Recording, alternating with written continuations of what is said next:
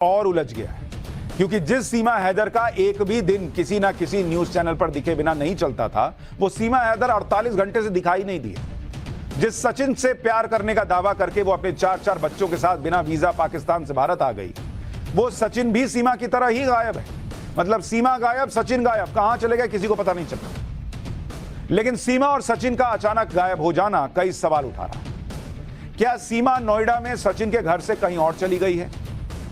अब सीमा कहां है, किसके साथ है? या फिर क्या सीमा को घर में कैद किया गया है? क्या वो जांच एजेंसियों के कब्जे में है या सीमा को पुलिस उठाकर ले गई है? ऐसे ही कई सवाल हैं जो लोगों के मन में उठ रहे हैं, क्योंकि सीमा और सचिन एक दिन 1 घंटे ना दिखे ये हो नहीं रहा था, और वो अब 48 घंटे से मिल ही नहीं रहे। सीमा हैदर पर पहले से बहुत लोगों को शक था, क्योंकि लोग यकीन ही नहीं कर रहे थे कि 30 साल की एक महिला 4 बच्चे लेके 22 साल के एक लड़के के चक्कर में पाकिस्तान से भारत आ गई बिना वीजा, अपने बच्चों को लेकर, पति को छोड़कर। इतना पैसा कहां से लाई? दसियों सवाल है भाई। सीमा हैदर जब से भारत आई तब से वो ग्रेटर नोएडा में सचिन के घर पर रह रही, लेकिन 2 दिन से ये पबजी कपल गायब है। सीमा हैदर जब किसी को नहीं दिखी तो उसके बारे में कई तरह की चर्चा हुई। जब सीमा का पता लगाने के लिए हमारी टीम सचिन के घर पहुंची तो वहां उस कमरे का दरवाजा ही नहीं खोला गया जिसमें सीमा और सचिन के होने की बात कही जा रही है। हमारी सहयोगी ने बार बार कमरे का दरवाजा खटखटाया, लेकिन वो दरवाजा खुला ही नहीं। बस यही कहा जाता रहा कि सीमा यहां नहीं है। सचिन के घर से सीमा जहां रह रही थी वहां से हमारे सहयोगी की रिपोर्ट देखिए, फिर आपको बताता हूं कि सीमा कहां है, इसको लेकर क्या जानकारी मिली। आखिरी बार मैंने देखा था उनको 13 तारीख में। 13 तारीख और आज 17 तारीख है जी। अच्छा, तो क्या जानकारी मिल पा रही है, घर में है नहीं है? आप अगल बगल रहते हो? जी पता नहीं मुझे तो, लेकिन मैंने आखिरी बार उनको 13 तारीख में ही देखा था। हाँ, पहली पोत देखा था जब बिल लेके आए थे। अच्छा, तब देखा हाँ। था। उसके बाद 2 दिन से कहाँ है? यहाँ से निकल गई कि वो यहाँ पर है? जानकारी नहीं है। सीमा कहाँ है? कुछ पता नहीं जी। सीमा के बारे में कुछ पता नहीं है। हाँ, हमें खबर नहीं है कर रही में ना। देखो नहीं, हमारे घर को नहीं, कुनबाग नहीं, हमें क्या मतलब है दूसरी कौन सी दिल्ली में? घर के अंदर है, मैंने देखी है जी। कब देखी आपने? आज ही देखी है अपने आंखन से। कब देखी आखिरी बार? ये देखिए, आखिरी बार नहीं, मैंने अभी देखा है, ये घर के अंदर है। अच्छा जी। ये युवक दावा कर रहे हैं इस वक्त कैमरे पे कि उन्होंने अभी देखा। कितना देर हुआ आपको देखे हुए? आधा घंटा। अभी 2 घंटे से हम यहाँ पर है, लेकिन अब तक तो कोई बाहर नहीं निकल। आपने नहीं देखा होगा, मैंने तो देखा है ना। सबके अपने अपने दावे हैं, किसी ने नहीं देखा, कोई कह रहा मैंने अभी आधे घंटे पहले देखा था। हमने सचिन के घर के आसपास मौजूद लोगों से भी पूछा कि सीमा और सचिन को आखिरी बार कब देखा, तो लोगों ने सीधे कहा कि काफी टाइम से नहीं देखा। कुछ लोग कह रहे हैं कि आधे घंटे पहले ही देखा। कुछ और लोगों से बात की, सुनिए उनको भी।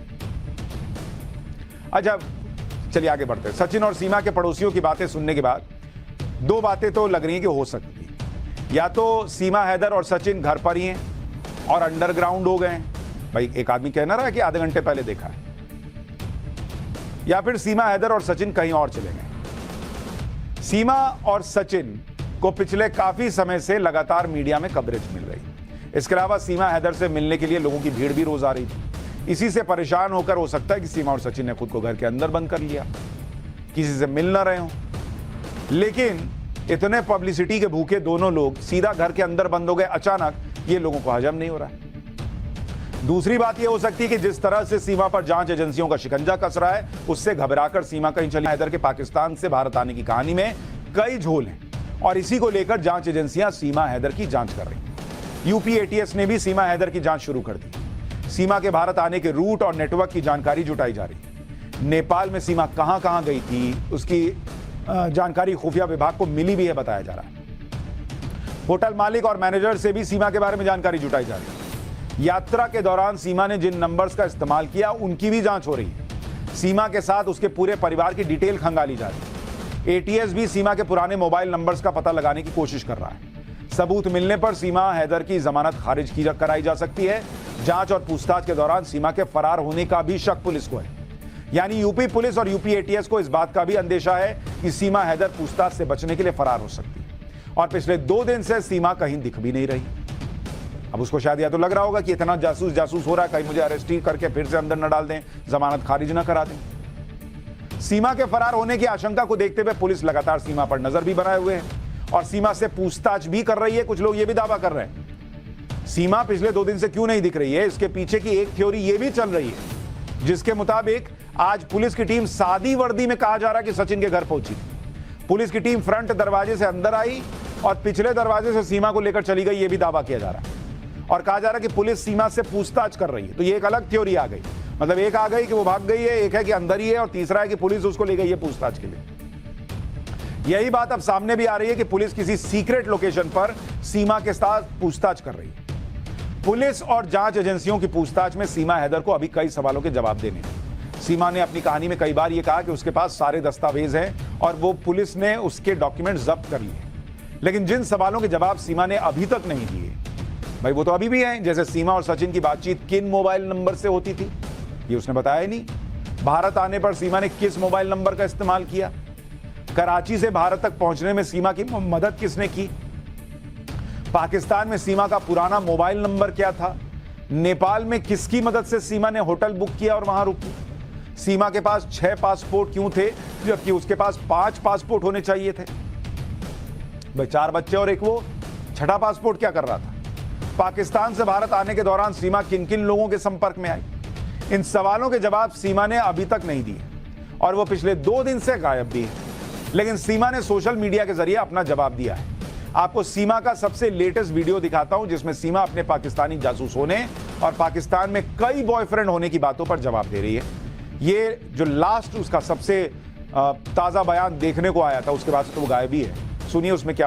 पहली बात तो जो होगा, जो सच होगा वो ज़रूर सामने आएगा।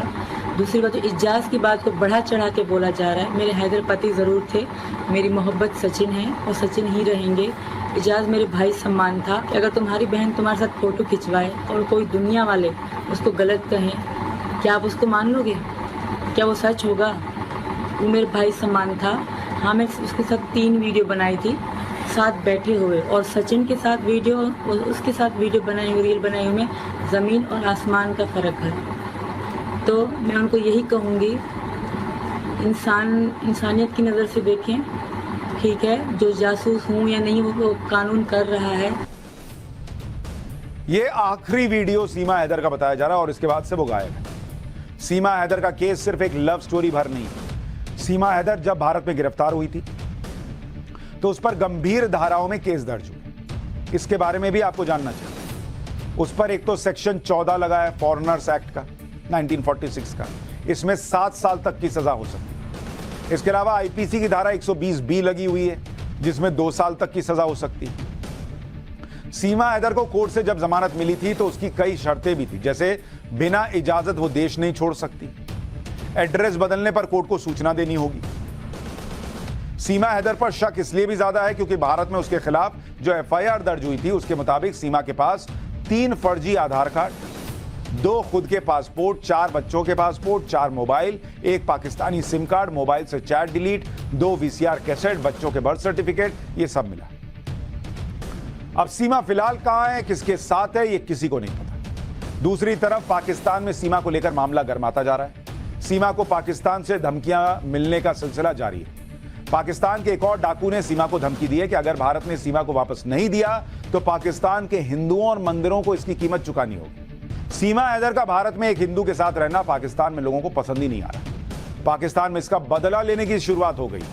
पाकिस्तान के सिंध में काश्मोर और घोटकी में हिंदुओं के मंदिरों पर हमला किया गया है। मंदिर पर हमला करने के साथ हमलावरों ने करीब 30 हिंदुओं को बंधक भी बना लिया था। काश्मोर के मंदिर पर रॉकेट लॉन्चर से कहा जा रहा हमला किया गया। दूसरी तरफ कराची में मारी माता मंदिर पर हमला हुआ। आधी रात में मंदिर को बुलडोजर से गिराने की कोशिश भी की गई। पाकिस्तान के सिंध में मंदिरों और हिंदुओं पर हमले शुरू हुए तो सिंध सरकार ने मंदिरों की सुरक्षा बढ़ाई। लेकिन पाकिस्तानी पुलिस की चालाकी देखिए कि मंदिर की सुरक्षा में सिर्फ हिंदू पुलिसकर्मियों को ही तैनात किया गया, यानी जो हिंदू पहले ही हमले झेल रहा है उसे सीधे डाकुओं और हमलावरों के सामने फेंक दिया गया। सीमा को पाकिस्तान के डाकू और मौलाना धमकी दे रहे हैं। हिंदू और मंदिरों पर हमले होने की खबरें। पाकिस्तान में सीमा के पड़ोसी भी सीमा से नाराज। सीमा के पड़ोसियों का कहना है कि सीमा को अब पाकिस्तान वापस आना ही नहीं चाहिए। डाकू कह रहे हैं वापस करो, पड़ोसी कह रहे हैं वापस मत आना। सीमा के पड़ोसी जमील जाखरानी का कहना है कि सीमा को अब पाकिस्तान आना नहीं चाहिए। एक हिंदू के साथ रहने का फैसला करके सीमा ने बहुत गलत काम किया है। सीमा अगर पाकिस्तान आती है तो हमारा कबीला सीमा को कभी माफ नहीं करेगा। पाकिस्तान में सीमा के मकान मालिक के बेटे ने कहा कि सीमा भारत में ही रहे लेकिन बच्चों को पाकिस्तान भेज दे। सीमा ने भारत जाकर हिंदू के साथ रहने का फैसला किया, अब वो मुसलमान नहीं रही। सीमा अगर पाकिस्तान आती है तो उसके साथ क्या होगा वो सोच भी नहीं सकती, और यही डर सीमा भी बताती रही कि मैं जाऊंगी तो ये लोग मेरी खाल उधेड़ देंगे। साफ है कि सीमा के लिए पाकिस्तान वापस जाना बहुत खतरनाक हो चुका है, लेकिन सीमा ने अवैध तरीके से भारत आकर कानून तोड़ा है और उसका यहां भारत में रहना भी मुश्किल है। ऐसे में आगे क्या होगा, ये मामला और कितना गर्म आएगा, ये कहना मुश्किल है।